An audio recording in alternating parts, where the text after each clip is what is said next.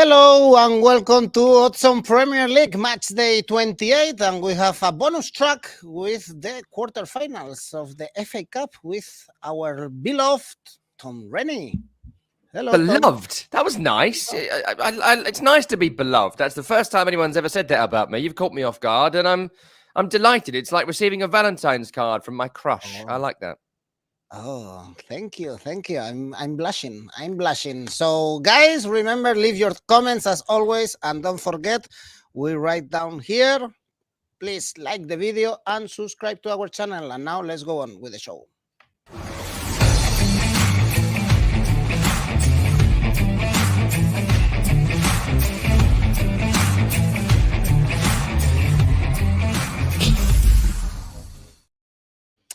Let's start with the FA Cup. We have some games postponed in the Premier League because we have the FA Cup quarterfinals.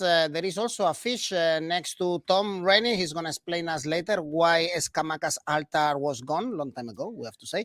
And now it's a fish instead in his place. But in the meantime, Tom, we have a game on Saturday in Manchester, Man City, Burnley, after everyone is talking about Haaland and his 5 goals against Leipzig and why Guardiola put him on the bench after scoring 5 goals and not waiting for him to break this new record. But in the meantime, it looks like Man City, they are arriving at the crucial moment of the season, cruising and getting very good results.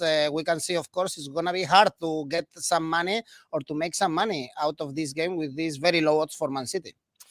Yeah, I mean, look, Man City were terrific in the Champions League against RB Leipzig, but it's worth noting they weren't great against Crystal Palace the weekend before and not particularly strong in the victory over Newcastle. They're playing a very perfunctory style of football in the Premier League. It's not spectacular. It's not the kind of football that in years to come we'll be revering, but it is effective and has been effective, and it's why they're still in the title race.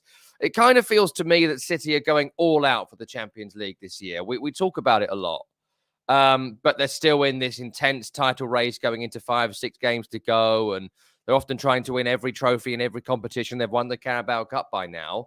And that seems to have all fallen by the wayside. And it feels like the priority is be Champions League winners and everything else doesn't matter, which is really interesting. You see that in the application and the daring in the Champions League performances as opposed to some of the recent Premier League games. And maybe Burnley can capitalize on that this weekend. I think it's unlikely, but maybe gives you some hope if you are thinking about a historic Vincent Kompany victory. He's the Burnley manager, and he takes them there for the first time. So I expect lots of changes for Man City. Ortega's going to play. We'll probably see some of those players that have not got many Premier League minutes recently, Julian Alvarez, those types of players. Expect 6-7 changes from the last Premier League game, maybe similar to what we saw in the Champions League as well.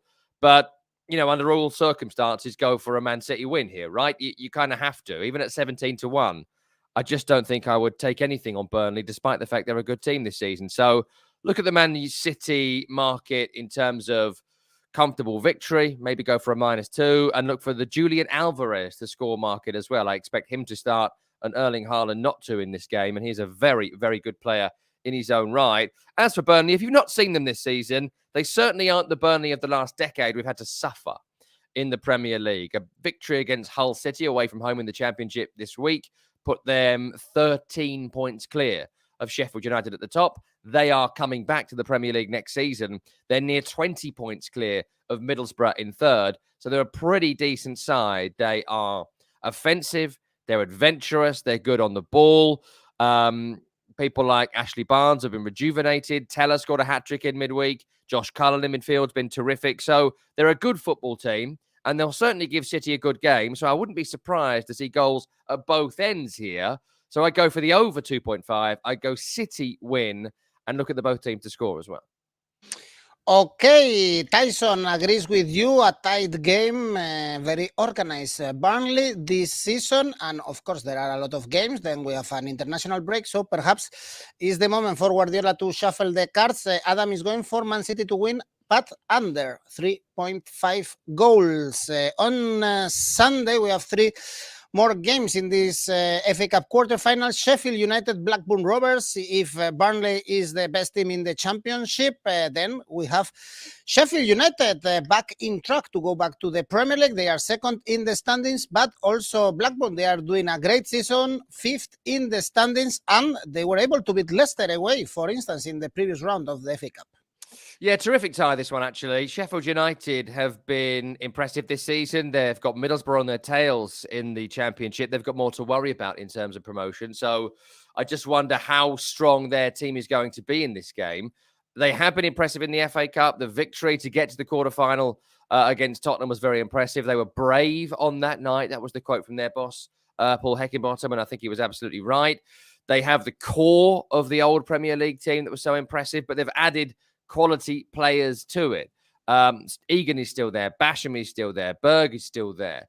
Ollie McBurney is still there. But they've added people to the team who have added a bit of class, a bit of guile, and Dye up front. Ollie Norwood still doing a lot of the old job he used to do for Chris Wilder's team. So, you know, they have recaptured the spirit of the old Championship team. They have recaptured the spirit of their first season Premier League team, and the manager has kind of made them a good side this year. And I think they will just pit Middlesbrough for that spot. For Blackburn Rovers, we've been waiting forever for Blackburn to come back up. Of course, they're former Premier League winners. And the good thing about this game is that I think you're going to see a lot of offense. You're not going to see two teams here that are going to sit too much on the fence. I think Sheffield United are very, very offensive. I expect them to score the first goal in this game. Blackburn, usually very strong defensively, but in games when they go behind, they chase it. They certainly are brave in that situation. Coming from behind has been a key feature of Blackburn Rovers this season. So it's anyone's guess, really. I mean, they're very much in good form, Blackburn Rovers.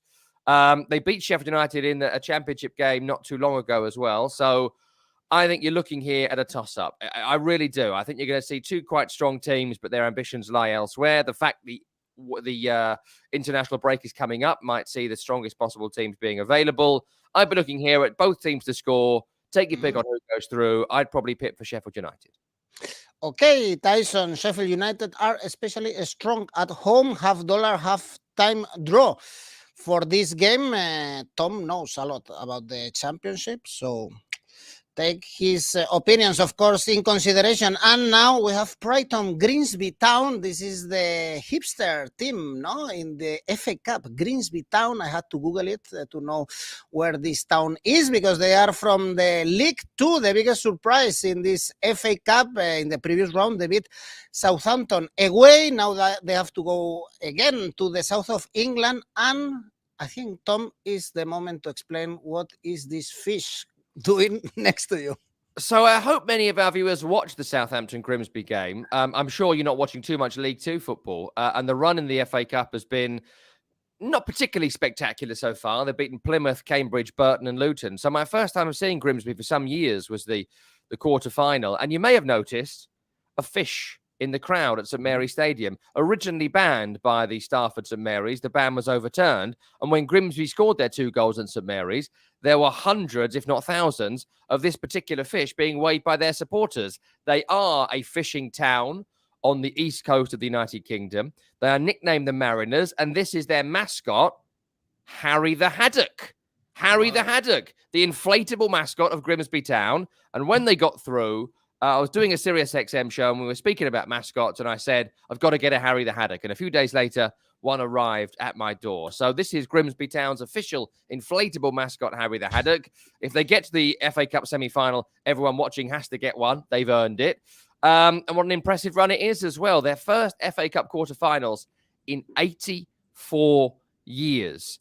Incredible run to this point. No, the fixtures have been kind. The victory over Southampton, they couldn't have really hoped for an opponent to shoot themselves in the foot more than Southampton did in that game, giving 2 penalties away. So a really terrific story, a really terrific run to this point.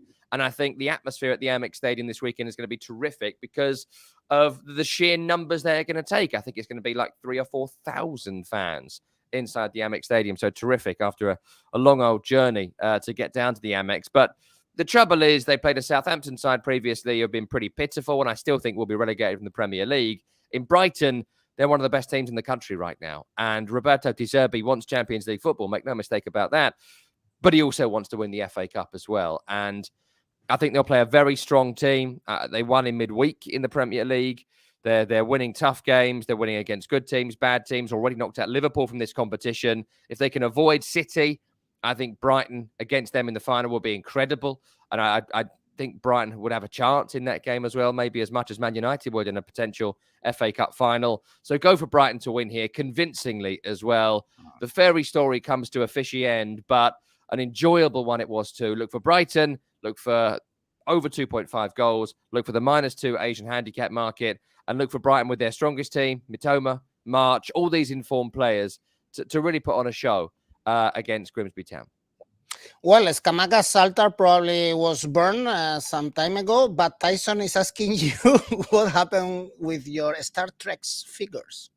They're temporarily been beamed down to another planet in order to investigate something that the Federation need them to look into. They will return as soon as Grimsby are knocked out of the FA Cup, I promise. Tyson, don't worry, Star Trek will be back. And in the meantime, the only Premier League tie in this quarterfinals, Man United, Fulham, probably Man United, they are completely focused in the knockout stages because they will be third in the Premier League after dropping points again against Southampton. They are playing Betis in the Europa League, and this is a very important game. Perhaps they can do a treble in the knockout competitions, but they have to knock out also Fulham, a dangerous team, very safe in the Premier League, and also I guess it's for them a fairy tale getting far and far in this FA Cup. Yeah, look, I think with Manchester United, the Betis game, we're recording before it, but it's 4-1, right, from the first leg. Yeah. So that they aren't going to get beaten 3-0, 4-0 to force extra time or get eliminated. So we can take as read, I think they are through. It's been a bumpy couple of weeks for Manchester United, and I think plenty are still reeling from what happened against Liverpool. But look, they have a small squad. Erik ten Hag goes with the same team as much as possible. And at times, I think that is going to falter, logically, because players are going to get a little bit tired from playing X amount of games. And I think the fact they couldn't rotate after the jubilation of the Carabao Cup, the intensity of the West Ham FA Cup game, they just capitulated in that second half against Liverpool. I think it's exception, not a rule, for the way Man United currently are. I don't see much rotation from Erik ten Hag from the Thursday game into this one, or the weekend Premier League game into this one. I think the strongest possible team. I think that they will have to grind Fulham down because Fulham are a pretty decent side themselves. But I do note with Fulham, it's just fallen away a little bit the last 6-7 weeks. I do think they have peaked. I do think the first half of the season will be stronger than the second. The form of Manor Solomon has given them a bit of a boost in recent times. A little bit similar to Jesse Lingard going to West Ham a few years ago. A new player coming in and setting things on fire and lifting everyone else around them. But everyone seems to have dropped off a touch. And maybe that's understandable. You know, Tim Ream and Anthony Robinson, superb at the start of this season. Some of the football they were playing, not quite as strong as it once was. I think if this game was a fifth round tie, I'd be looking at Fulham here. But the fact that Fulham aren't quite what they were, and the fact Manchester United are clearly a very good cup team, go for Man United, 1.4, 1.5. It's not really worth betting on. So I'd be looking here at the under 2.5. Man United win it, and I don't think Fulham will score. Okay, tight one, 1-0, 2-0. According to Tom, Tyson is hopeful to see goals at Old Trafford. Well, this is FA Cup. Everything is good because there are only 8 teams alive. They can win a trophy. We were talking about the Haddock, about Grimsby, but now, let's go back to the Premier League because there are so many drama starting from the first game we have on Friday. Drama in Nottingham, of course. Nottingham Forest, Newcastle, because for Newcastle, the hope to play Champions League next season is still alive after beating Wolves, and they, despite having a bad run lately. But for Forest, Tom, they are only 2 points away from relegation, and the odds for Nottingham Forest are massive. But if we check the latest results at home, this is a strong side playing at home. Perhaps we or you like these odds for Nottingham Forest somehow. Yeah, I think the odds are really good, actually. And that will rise to around 6-1 by the time we get to Friday night football. And at home, they have been good this season. The reason they're not bottom of the Premier League is because of their home form. Away, they've been diabolical. At home, 5 victories, 5 draws, unbeaten in 5, only 3 defeats. Really impressive. Some of the teams they've beaten as well. Liverpool and West Ham have been beaten there this season. They pushed Tottenham close despite losing against them, draw against Chelsea. So something at the City Ground is certainly working for Nottingham Forest. I don't think they're a good team, in truth. I don't think they play good football. I don't really rate many of the 30 signings they brought in. I think maybe Morgan Gibbs-White has been all right. And Keylor Navas, I don't think he's been as good as Dean Henderson was before his injury. He's looked a bit suspect on crosses at times, which has not been great for Nottingham Forest. So I think Forest here are going to try and grind out victory like they do. They'll score a goal, they'll shut the game down, and they'll be roared on to victory by their home crowd if they get that first goal. For Newcastle, they were so weighed down by the Carabao Cup and that first trophy and a millennium or whatever it was. And that's understandable. The pressure of playing for Newcastle at times must be overbearing, being in that city with that fan base, with the pressure of history on the shoulders of the players. And these players just weren't up to it on the day in the Carabao Cup final. But they've turned that around since then. I thought they were good at the game at Man City and probably could have got something from it on another day. They were impressive against Wolves last week, despite the fact Nick Pope should definitely have been sent off for that obvious foul on Raul Jimenez. But, what do I know? But I was impressed by the way they came on to win it late on in the game. Really impressed by the work that Miguel Almiron has done this season and the goal he scored last weekend as well. So, look, a tough game, this one. Newcastle at 1.75 probably isn't worth your time. I like Forest at 6-1, and I'm half tempted to take it. If you look at the games they've won this season at home, I think all but one have been by 1-0. So look at the Nottingham Forest to win under 2.5 market, definitely. Look, my personal feeling is that it's going to be a draw or a Newcastle win, so double chance it. But the odds are nice here. And this often does come in. So I wouldn't be averse to the under 2.5 go Forest. All right. Or perhaps double chance for Nottingham. Tyson is commenting. Or Jose Miguel Asian Handicap +1, +2. Or Nottingham +2. I guess the odds are very low. But if you go for, somehow Newcastle struggling against Nottingham, there are good odds for that. Then we have Aston Villa, Bournemouth here. Of course, Aston Villa, they are favorites, 1.77, despite being safe and with their head thinking in the new season, as you've been saying in the previous weeks. They are still getting good results. And Bournemouth, of course, they are still have to fight. They are alive after the victory against Liverpool. They are pretty much alive, actually, in the Premier League. Yeah, look, I think this is a story of two players, and this is where you're going to make some value in this particular game. For Aston Villa, Ollie Watkins, 7 shots in target in his last 3 games, including 3 against West Ham, 6 goals scored in 7. He is a man in roaring red-hot form and should be in the England squad for the games coming up over the next couple of weeks. He looks terrific. And Aston Villa, they're building something for next season. They're building a really interesting possession-based game. You'll note as well just how much Emi Martinez has the ball at feet, the goalkeeper. Long time drawing the opposition on it. Something Brentford have done to good effect this season as well. So they're interesting, Villa. They're going to be worth watching over the next year and a half to see what Unai Emery, who is a terrific manager, can do with them. So in this particular game, look at the Watkins market. That's the only thing really I can pick out in terms of Aston Villa. For Bournemouth, very impressive they're still afloat. I think that they have come up against teams with massive deficiencies at the right time. Liverpool were pitiful last week, as were Arsenal at points the weekend before that, before Arsenal sparked into life and came back into it. But they've also been hassled out of it by Bournemouth. It's a very limited squad of very limited players, but they want to stay up. And you look at West Ham and Leicester and Forest, and you're a bit like, do they care? Are they bothered? Whereas Bournemouth are like, I'm not going down. No way. If I go down, I'll be dragged, kicking and screaming back to the Championship. And look for Philip Billing in this game. Scored against Liverpool, scored against Arsenal. Back-to-back goals in Premier League games. Often these things come in runs. So if you're backing Bournemouth, double it up with Billing to score. They have lost home games like this recently, Villa. Leicester most notably by 4-2. Tricky.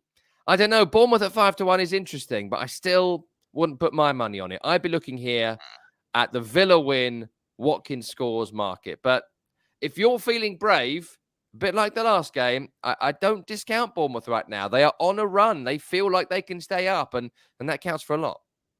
You have to be brave. Indeed, Adam, Villa to win. Tyson, what Watkins, first goal scorer. So these are the options that also Tom gave it to you. And you have to be also optimistic to back Leicester City going to the west of London to play against Brentford, because Brentford, they are still in the run to play European football next season. Why not? They beat Southampton on Wednesday, whereas Leicester dropping in the table is a team of cycles.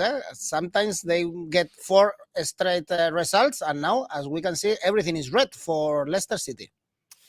Brentford, all the way here. This is one of the games this weekend I have absolutely no doubts about, because Brentford are so good at home. 1 defeat all season, that was against Arsenal, 5 draws, 7 victories. And there's this amazing stat about them. I was working on their game in midweek, and they've taken the lead 23 times in the Premier League and have never been beaten. So if they score first, you aren't going to win. And they've actually won 19 of those games. It's scary numbers, scary consistency.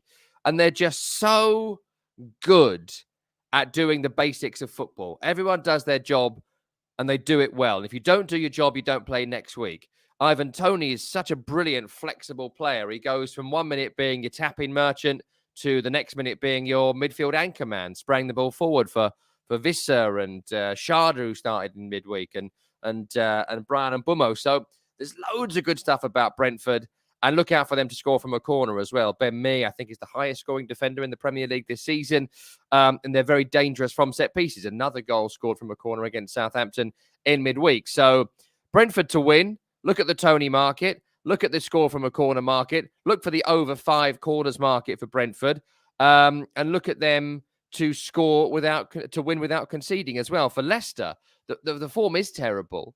I won't be backing them to win anytime soon. It's 4 straight defeats now. It's 16 losses this season. Only Southampton have lost more games than them, and they're bottom of the table. They could be bottom of the table in 2 game weeks' time, Leicester. They can't go below West Ham, I don't think, without a big goal difference swing this weekend, because West Ham don't play. But Bournemouth, Leeds, Southampton could all do a job on them.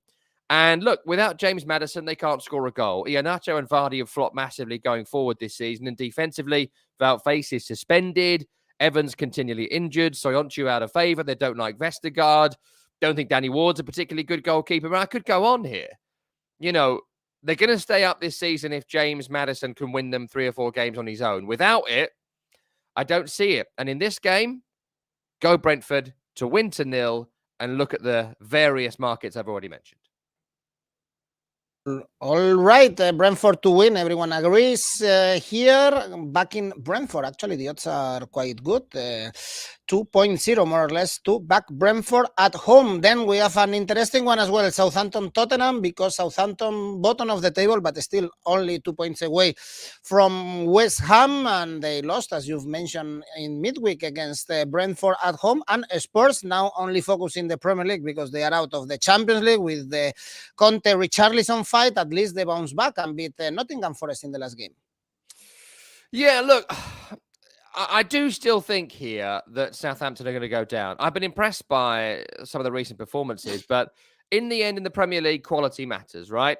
And I think the work rate of people like Kamaldeen Sulemana and Carlos Alcaraz and, you know, some of these miscellaneous players they've got at the club, right? I think that they work incredibly hard. I think Kyle Walker-Peters might be injured for this game, which is a problem, but even James Bree came on and put a lot of effort in midweek. So I think a bit like Bournemouth, they don't want to go down. You got to drag them down. But I don't see much quality here. I don't see a Premier League striker in Onuachu or Adams or Armstrong. I don't see a great deal of Premier League quality defenders in Bella Kotchap and whomever else, Bednarek. And I don't have a great deal of faith in the goalkeeper either, in Gavin Bazunu. He makes a lot of saves, but he has to face a lot of shots. So that kind of skews those stats a bit. And they're the worst team at home in the Premier League this season. Just 2 victories at home. The recent one against Leicester and August against Chelsea. So I'm not putting any money here on Southampton. There's a reason they're 5-1 to win at home. And Spurs around 2 isn't too bad, actually. I know Spurs are terrible to watch. I know that. You know that. Everyone knows that. But out of the Champions League now, they know the Antonio Conte era is coming to an end. There's a direction about Spurs, which is get fourth and make something of this season. And I think you saw that in the last game. Heung-min Son, weirdly, has suddenly started playing a bit better again after a terrible season. Harry Kane, always look at him to score a brace in that game against Nottingham Forest. I can only see a Tottenham win here. Look at the Son to have 2 shots on target market. He scored, I think, 3 or 4 in this game last season, Son. So he loves playing against Southampton. Look at the Son market. Look at Kane and Son both to score at 8-1. And Tottenham win without conceding and win quite comfortably, I think. Well, it looks like an easy match day, this one. We have things very clear. Also, our audience are going for Tottenham. Oh, the haddock just fell, Tom. Oh, no. Check it out. They're out of the cup. They're out of the cup. That's it. It's alive. Never buy. That's a reason for life, right? For life, never buy cheap inflatable merchandise. Okay, that's a tip for all sectors. Don't back Grimsby. Be careful. And let's see if you back Wolves against Leeds. Actually, the odds are quite good for Wolves, a team that it's only 3 points away from relegation. They lost to Newcastle, but they beat, for instance, Spurs or Liverpool recently at home, or even West Ham.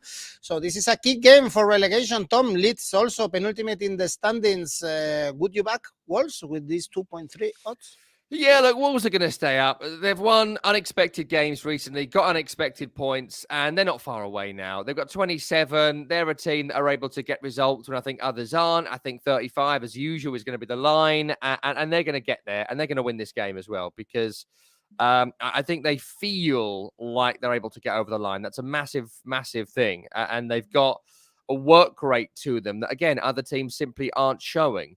The fact they've not got a striker this season is the reason why they're down there. If they could have had one of West Ham's strikers, the manager might have known how to use them and they'd already be up.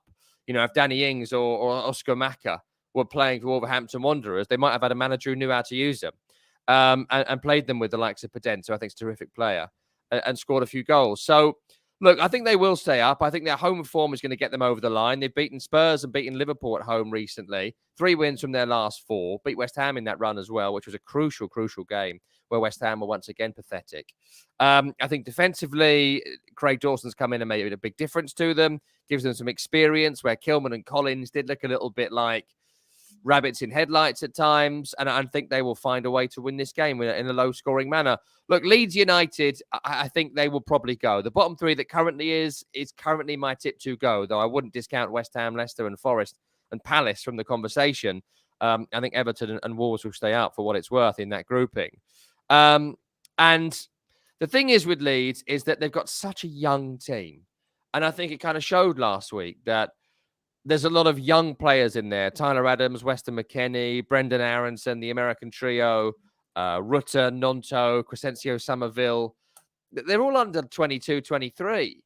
Apart from Bamford, there's no experience going forward. There's an erraticness to Leeds United, which I think you get from youth. And Javi Gracia, a good manager, I think. I think he would have got them out of this if he was in the job a little bit sooner and maybe brought some lieutenants into the team as well.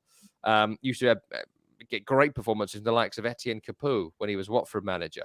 So look, in this game, I don't think it's going to be end-to-end like a lot of Leeds games have been previously. I think Javi Gracia has come in and brought a layer of competence to Leeds, but they've got a bunch of real free spirit players. I think you're looking at the under here. I think you're looking for a nervy game, but I think Wolverhampton Wanderers win it. And I'd look for Wolves to win without conceding, under 2.5. And maybe that goal coming in the second half as well. All right, Wolves to win for sure, or this is what you think, of course. And under usually is like this with Wolves, with Lopetegui. We have Hukopokulu going for a draw. Forgive me if I said wrong your name, but a draw, for instance. And Adam is saying also that this game looks a draw written all over it. Let's see. And we have 2 more games to analyze in the Premier League. On Saturday, we also have Chelsea, Everton, 3 straight victories for Chelsea across all competitions, together with the Champions League, of course, against Dortmund. Last one was against Leicester. Have they really improved? Tom, should they beat Everton? The bookies say yes. And Everton, of course, is still involved in the relegation battle, only 1 point above Bournemouth. Yeah, Chelsea have improved. I think they play good football under Graham Potter in terms of like possession and the quality of these players. Give these players a football and good luck getting it off them, right? The trouble is there was no cutting edge. The trouble is they couldn't finish their dinner. And the trouble is they're playing Kai Havertz as striker. And Kai Havertz is not a striker. But they haven't got anyone else. Hello, Romelu, where are you? But now he started scoring, right? He scored in both his last 2 games. That makes the difference. What was happening with Chelsea? They weren't scoring. The guy they played up front couldn't score. And now he is. I think the performance against Leicester was terrific. Really, really good. Kovacic outstanding. João Felix looks brilliant. Enzo Fernandez with every game gets better and more settled into the Premier League, and that's happening reasonably fast. I think that the back line with 3 at the back makes a lot of sense as well. I like Badiashile. I think that Koulibaly has started looking like the defender where they thought they were getting from Serie A, as opposed to the obese oaf that's been playing for long spells of this season. So there's a lot to like right now about Chelsea. I think he's starting to get there, Graham Potter. I think Everton will come and try and spoil this game. They will do what every Sean Dyche team does in every single game and do whatever they can to make it unwatchable. And he tried to do that against Brentford last week, and they got to go after 35 seconds, then shut that thing down. If you arrived a minute late in that game last week, you had no entertainment value for your ticket price.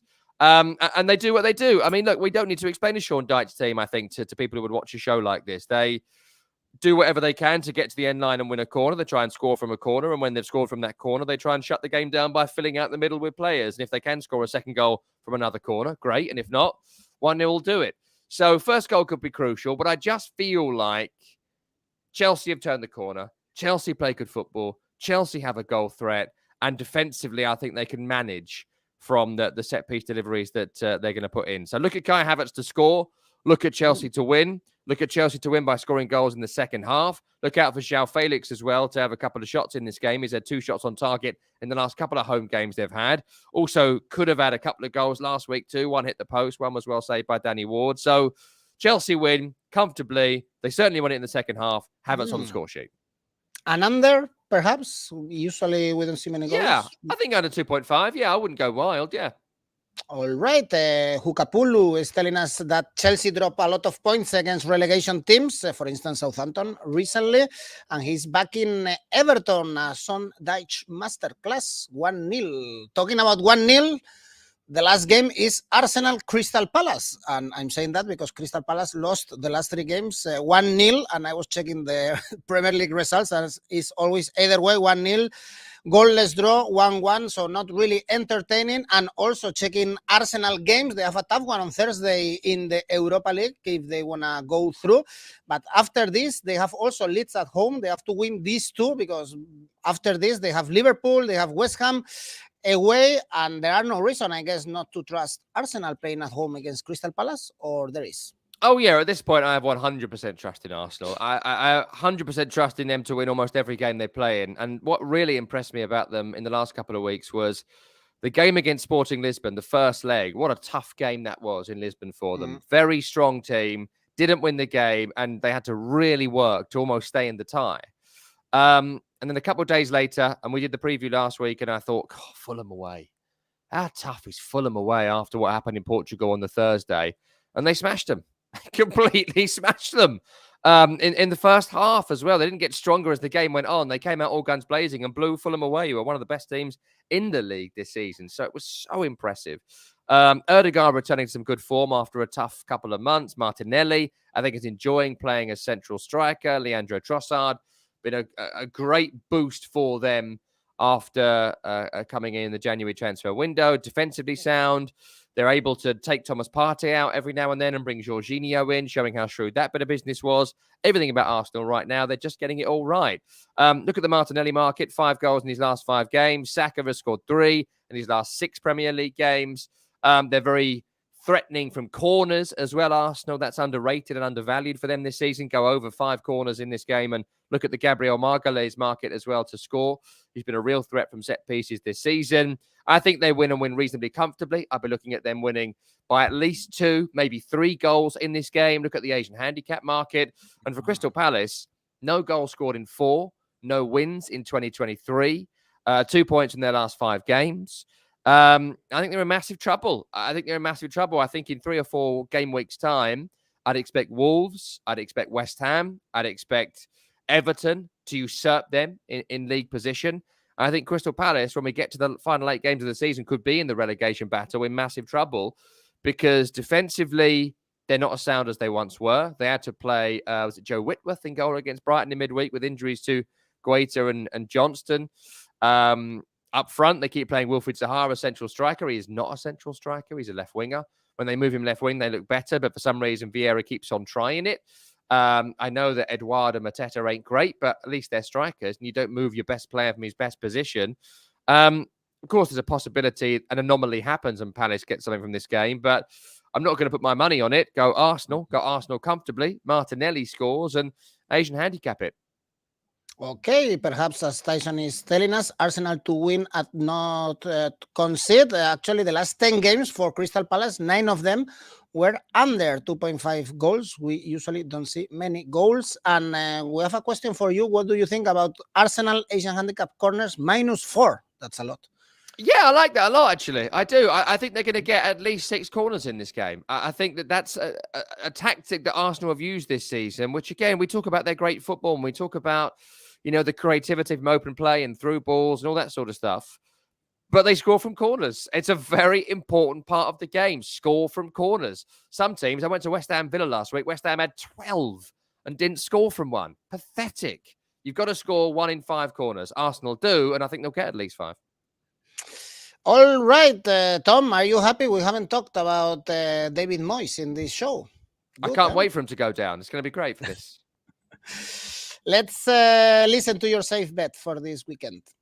It is Arsenal. I think Crystal Palace are the worst team currently in the Premier League, and I think Arsenal are going to thrash them and smash them at Emirates Stadium on Sunday. So Arsenal, safe bet. Mm-hmm. And what do you have as an ACCA? I've gone for an FA Cup ACCA this week because I'm normally quite good with the FA Cup. I picked 3 of the 4 quarterfinals. Brighton are going to win against Harry the Haddock. Sorry, Haddy. Man City are going to win theirs.